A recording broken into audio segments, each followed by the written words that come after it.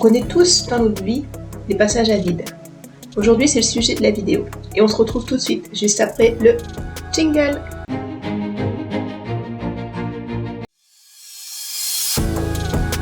Lorsqu'on ose être honnête avec nous-mêmes, on a tous à un moment donné pu avoir cette sensation d'être perdu dans notre vie, de ne plus savoir qui on est, de ne plus savoir ce qu'on veut, d'être coincé dans notre vie, d'être sous pression, d'avoir un niveau de stress insurmontable, insupportable. Voilà ce que peut traduire les passages à vide, qu'on a tous pu vivre.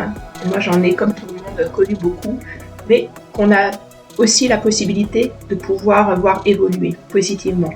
Rien n'est jamais perdu, il suffit juste de comprendre le mécanisme pour pouvoir avancer et de faire ce passage à vide une nouvelle aventure.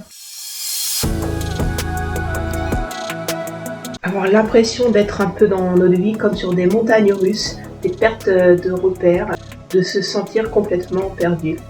Alors quand je dis complètement perdu, ce passage à vide, c'est l'impression d'être vraiment perdu sur une des thématiques de notre vie. Ça peut être dans notre vie familiale, notre vie sentimentale, dans notre vie professionnelle, à tous les niveaux ou sur seulement un niveau. On peut avoir cette sensation de ne plus savoir qui on est, ce qu'on fait, ce qu'on doit faire, même les choses les plus basiques du quotidien, parce qu'on est dans un mode de fonctionnement où on est en mode automatique.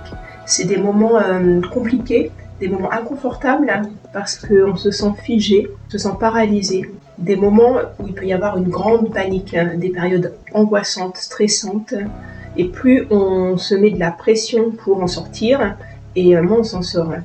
Donc c'est des phases moi que j'ai moi-même beaucoup expérimenté, ça m'arrive encore par moments, et lorsque ça arrive, l'idée c'est vraiment de comprendre comment on fait pour s'en sortir, parce qu'on ne peut pas rester sans arrêt dans un passage à vide. Comment on fait pour mettre de la conscience en se disant que c'est normal, ces passages à vide, ça arrive à tout le monde, mais comment on fait pour aller de l'avant et pour laisser cette phase passer, cette phase de contraction, cette phase d'inconfort absolu, et comment on fait pour aller sur l'étape qui suit. C'est une période extrêmement courante, même quand ça ne se voit pas forcément, et même quand on a l'impression que tout va bien et que tout va pour le mieux, on peut avoir ces sensations quand même de passage à vide. Ce moment où on se sent vide, où on a l'impression de tomber, on est en incapacité de trouver du sens, et là on ne sait plus forcément vers quoi aller, vers quoi tendre pour se raccrocher et sortir de ce passage. Et comme on dit, un passage à vide, c'est un passage comme un chemin, un petit peu comme si on était au fond d'un fossé, et l'idée ça serait de s'en sortir de ce fossé, donc se raccrocher à quelque chose pour aller de l'avant. Quand on se sent perdu, l'idée c'est déjà de remettre du sens sur comment on se sent dans notre corps lorsqu'on se sent perdu. Quelles sont nos sensations à ce moment-là? Quelles sont nos émotions à ce moment-là? Très souvent il y a beaucoup de peur, il y a beaucoup d'angoisse. Si on n'arrive pas à avoir vraiment conscience des émotions qu'on a en nous, c'est compliqué. C'est-à-dire, est-ce que je me sens plutôt froide? Est-ce que je me sens plutôt avec la gorge resserrée? Est-ce que je me sens plutôt avec des douleurs dans le ventre? Voilà. Ce qui est intéressant, c'est d'observer comment on exprime ou on réprime nos émotions. Et lorsqu'on a par exemple un ressenti froid dans notre corps, ça va mettre en avant qu'on a envie de réprimer, de mettre de côté une émotion. Comme par exemple la peur. Moi, quand j'ai peur, généralement, je vais pas avoir envie de la reconnaître, cette émotion. C'est difficile pour moi de la reconnaître, donc sans arrêt, je dois travailler dessus. Et comme je dois travailler sans arrêt dessus, il va falloir que je remette des nouvelles croyances sur ce qu'est la peur pour moi. Et comme j'ai envie de la réprimer, je me dis que c'est quelque chose que je ne veux pas voir, et je vais avoir cette sensation de froid en moi. Donc après, je retravaille sur ce sujet, et tout ce qui est froid dans notre corps, c'est vraiment l'idée qu'on a envie de réprimer une émotion. Alors que dans l'inverse, tout ce qui est chaud dans notre corps, ça veut dire qu'on ose exprimer une émotion. Quand je suis en colère, je sens la colère monter en moi, cette chaleur soudaine. Et lorsqu'on n'a ni chaud ni froid, on a généralement le résultat de quelque chose qu'on n'a pas envie de voir en nous, et une émotion qu'on réprime. Une émotion qui est dans notre corps, mais on n'a pas envie de la voir, cette émotion, parce que c'est pas autorisé à dire, donc on cache quelque chose qui mériterait qu'on y fasse attention, mais on n'a pas envie de le voir, parce que trop dérangeant à un moment donné de notre existence, de notre vie. Et quand on est perdu, qu'est-ce que ça me fait à l'intérieur de moi? Quelle est l'émotion qui est en moi à ce moment-là? Alors parfois on ne la trouve pas, l'émotion, c'est difficile. Alors si on la trouve pas, c'est pas grave non plus. Avec l'idée d'être perdu, c'est un manque de sens. À un moment donné, c'est j'ai perdu la direction dans laquelle je dois aller, me diriger pour aller de l'avant, et c'est que je ne sais plus aussi qu'est-ce qui est nécessaire, pourquoi je dois faire les choses, le sens de chaque chose. Donc les passages à vide, c'est trouver, remplir justement notre chemin, notre motivation, retrouver l'élan qui va nous donner envie, qui va être le sens de notre vie. Parce que lorsqu'on se sent perdu et qu'il y a ce passage à vide, c'est que généralement on est déconnecté de notre corps, on est déconnecté de nos essentiels, on est déconnecté de notre ressenti, ce qui nous fait vibrer au plus profond de nous-mêmes. C'est pour ça qu'on n'arrive pas à s'exprimer, à prendre des décisions qui font un rapport avec ce qu'on ressent. Parce que lorsqu'on est déconnecté de notre corps, on n'écoute plus ce que notre corps nous envoie comme signaux. Et c'est notre mental qui prend le dessus exclusivement. Notre inconscient et notre ressenti est mis de côté parce qu'on est vraiment en mode survie. Lorsque notre corps est déconnecté de notre ressenti, ce côté mode survie est vraiment essentiel à prendre conscience. Lorsqu'il y a beaucoup de choses à gérer, lorsque la charge mentale est énorme, lorsqu'on en a en permanence à faire et de plus en plus à faire pour gérer notre monde intérieur, extérieur, juste au bout d'un moment, on ne peut pas tout faire. Donc la difficulté va être de se reconnecter à soi-même. Lorsqu'on en donne trop vers l'extérieur, on n'arrive pas à se connecter à nous-mêmes. Et progressivement, ce qui se passe, c'est qu'on perd pied par rapport à nous-mêmes. On peut avoir ce ressenti vraiment de ne plus exister parce qu'à force d'en donner trop autour de nous et aux autres, on n'arrive pas à avoir le temps de prendre soin de soi. Et progressivement, il se passe que ce passage à vide devient quasi impossible à éviter, puisque si on est déconnecté de notre corps, on finit par agir comme un robot et dans ce mode survie pour faire en sorte que notre quotidien, que ce qu'on attend de nous soit réalisé, mais du coup après on n'a plus l'énergie, notre système nerveux est pas en capacité d'emmagasiner indéfiniment. Donc au bout d'un moment, il y a bien des choix nécessaires pour notre survie. Et du coup, s'il y a trop de stress ou trop de charge mentale, ça va fortement impacter le quotidien et notre épanouissement personnel. Trop souvent, on peut s'oublier au profit de tout ce qui est attendu dans la société, de ce qu'on est censé faire, de censé dire, de censé être. On a tendance à beaucoup culpabiliser lorsqu'on est dans ce mode survie parce qu'on se dit on n'arrive pas à aller plus loin, à y donner vraiment nous-mêmes. Mais lorsqu'on est dans le mode survie, on est déconnecté de notre corps et notre ressenti. Donc c'est pas étonnant d'avoir des fois l'impression pour les autres qu'on est sans émotion. Parce qu'on ne peut pas être partout en même temps.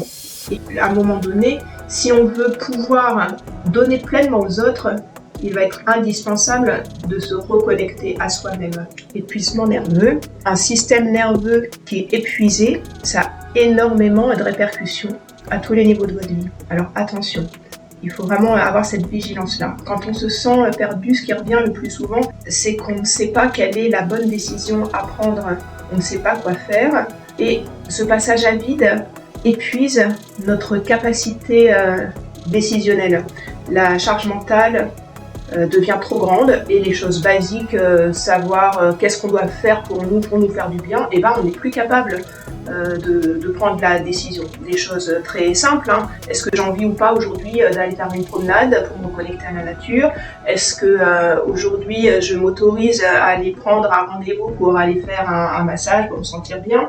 Bref, c'est des choses toutes simples, mais on n'arrive plus à trouver les bonnes réponses parce qu'on est trop occupé à penser à tout ce qu'il y a à faire pour l'extérieur. C'est ce qui se passe lorsqu'on est dans ce passage à vide, lorsqu'on est complètement perdu. On est dans une perte totale de repères, en particulier ce qui est adapté pour nous, ce qui est juste ou non. On est complètement sans repères et on n'a plus de sens, on est vide, il y a un vide à l'intérieur de nous-mêmes.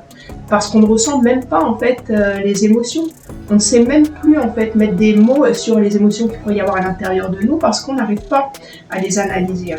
Et ce sentiment crée vraiment une angoisse qui est manifestée avec un tas de peurs, mais des peurs qu'on ne maîtrise pas. Et du coup, on culpabilise en plus de se sentir comme ça, de se sentir à plat, de se sentir épuisé, parce qu'on est dans une société où il faut être sans arrêt au top tout le temps, à 100% d'un maximum d'énergie. Sauf que la force, on n'arrive plus à donner et à être dans le bon rendement. Donc, la solution n'est pas forcément de dire je veux absolument sortir de cet état-là, de ce passage à vide, il faut que je me mette de la pression, il faut que je me donne un coup de pied aux fesses, il faut que j'avance. Parce que ça met plus en plus d'angoisse, un petit peu plus d'angoisse dans l'angoisse. Quand on a perdu tous nos repères, c'est qu'on a une perte de lien avec nous-mêmes, une part de soi. On est comme un grand puzzle. On a plein de petites pièces et lorsqu'on a un morceau, une pièce qui est de travers ou qui est décrochée du reste, on n'est plus en harmonie, c'est plus possible. Et c'est à ce moment-là qu'il va falloir reconnecter.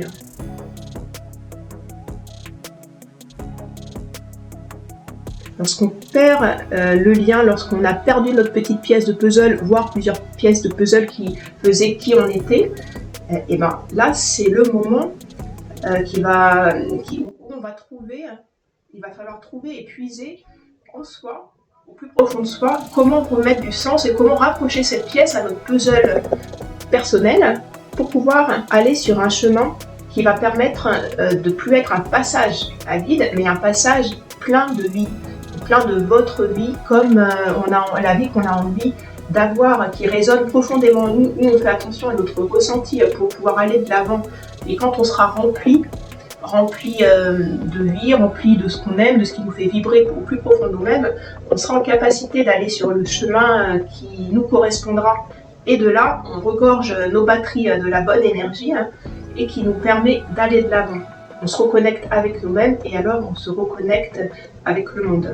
L'idée, ça n'est pas de forcer à sortir de cette situation dans ce passage à vide. C'est vraiment de mettre des repères, de donner du sens à votre existence, de donner la bonne direction, la direction qui va vous correspondre. Alors on ne trouve pas forcément cette direction du premier coup. Mais lorsqu'on se trouve dans ce passage à vide, l'idée c'est de trouver la meilleure des routes, le meilleur des chemins qui va nous permettre de reconstruire quelque chose qui sera plus apaisé, qui va être plus en alignement avec les valeurs profondes qui sont tout au fond de nous, de trouver ce qui sera le plus adapté à nous-mêmes. Avec l'idée, il faut se perdre pour mieux se retrouver. Donc se trouver perdu, ce passage à vide arrive même quand on n'a pas forcément subi de choc. C'est pour tout le monde en fait, c'est pour tous les individus. Lorsqu'on est un être humain, c'est le principe de base, c'est que pour avancer, on est dans ce système comme la petite chenille qui à un moment donné se transforme en papillon. Il y a cette histoire de mutation. Et ben dans notre vie, c'est la même chose. On a besoin, et même si on n'en a pas conscience, évidemment, sinon on se dirait non, je ne peux pas avoir besoin de passage à vide. Mais c'est par ces passages à vide qu'on va arriver à être dans cette transformation de nous-mêmes et trouver les chemins qui vont nous mener de plus en plus loin. En tout cas, en prenant en compte qui on est profondément pour aller de l'avant. Cette vidéo se termine pour aujourd'hui. Si vous y avez trouvé de l'intérêt ou de la valeur personnelle, n'hésitez pas à vous abonner à cette chaîne pour ne rien louper. Et puis cliquez sur le lien qui est juste en dessous de la vidéo pour pouvoir vous inscrire à la masterclass que j'ai préparée spécialement pour vous, 100% gratuite. A très vite, prenez soin de vous.